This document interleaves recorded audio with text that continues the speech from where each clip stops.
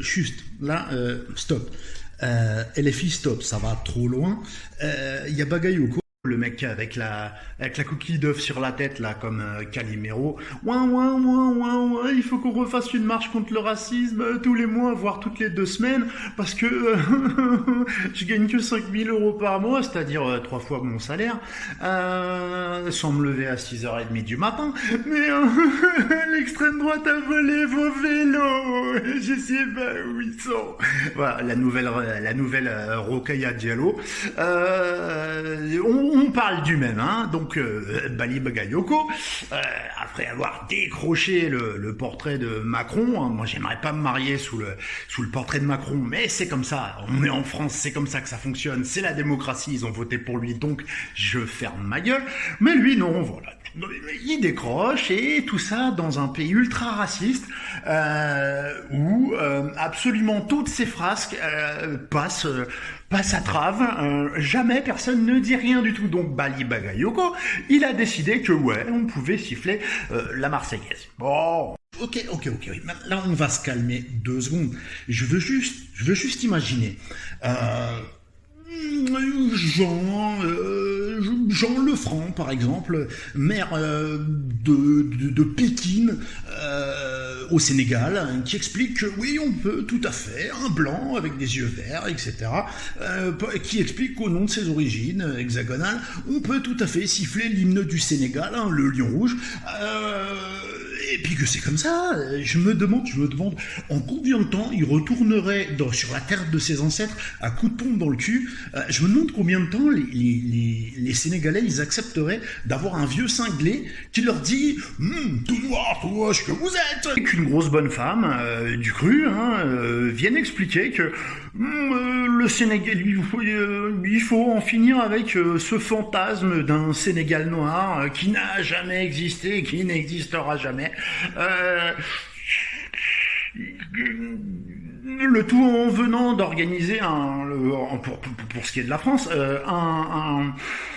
un meeting à Saint-Denis. Pourquoi ça s'appelle Saint-Denis puisque la France chrétienne n'a jamais existé? Pourquoi elle s'appelle Mathilde? Ça aurait pas un rapport avec le calendrier où il y a Sainte Mathilde, ou comme il y a Saint-Jean, Saint-Luc? On a même le gourou qui s'appelle Jean-Luc. Et ce fameux congrès là où il y avait 80% de blancs moches, hein, qui n'existe pas certainement, il n'avait pas lieu devant un truc qui s'appelle la basilique de Saint-Denis.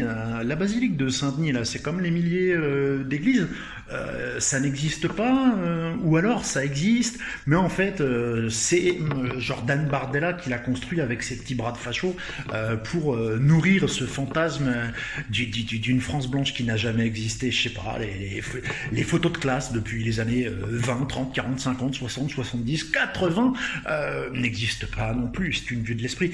Enfin, tout ça n'existe pas, et puis mon grand-père, là, qui a été prisonnier, qui s'est battu pour la France, il a fait 4 ans au Stalag 4 en Allemagne, au travail forcé. Il est revenu, il faisait 30 kilos. Mais non, lui, il a jamais existé. Mes ancêtres qui descendaient blancs là dans la mine, les ancêtres colonialistes, etc., ils descendaient blancs dans la mine, ils ressortaient noirs. Les autres étaient cheminots. C'est pareil, ils bouffaient du charbon, ça finissait dans les poumons et ils en crevaient. Mais je suppose que eux, quand ils rentraient de la mine,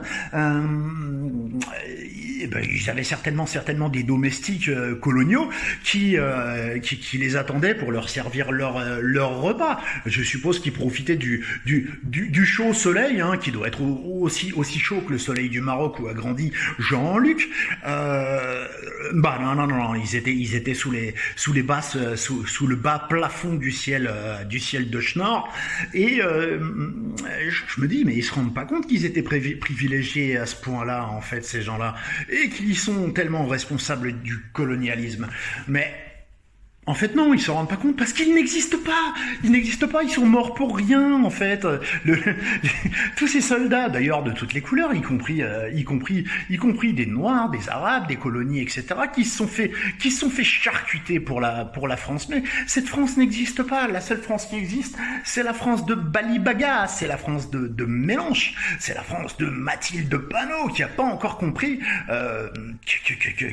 que sur l'échelle de la mélanine, bah, elle était sacrément moche, hein.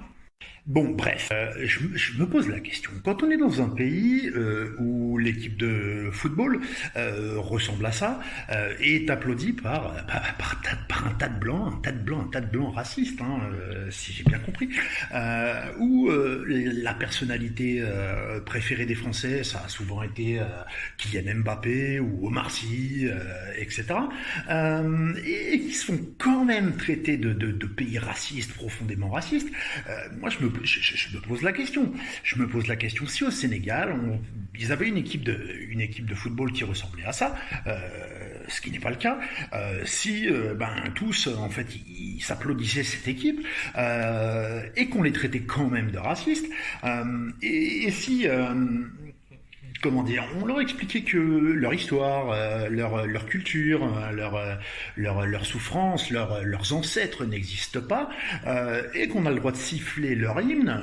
Je sais pas, bientôt on pourra aussi trouver que c'est légitime de brûler le drapeau français, je ne sais pas, donc de brûler le drapeau sénégalais. Je me demande, pour les Sénégalais, combien de temps ça durerait cette mauvaise plaisanterie, cette blague de mauvais goût qu'on appellerait LSI, hein, mais que nous on appelle LFI. Non.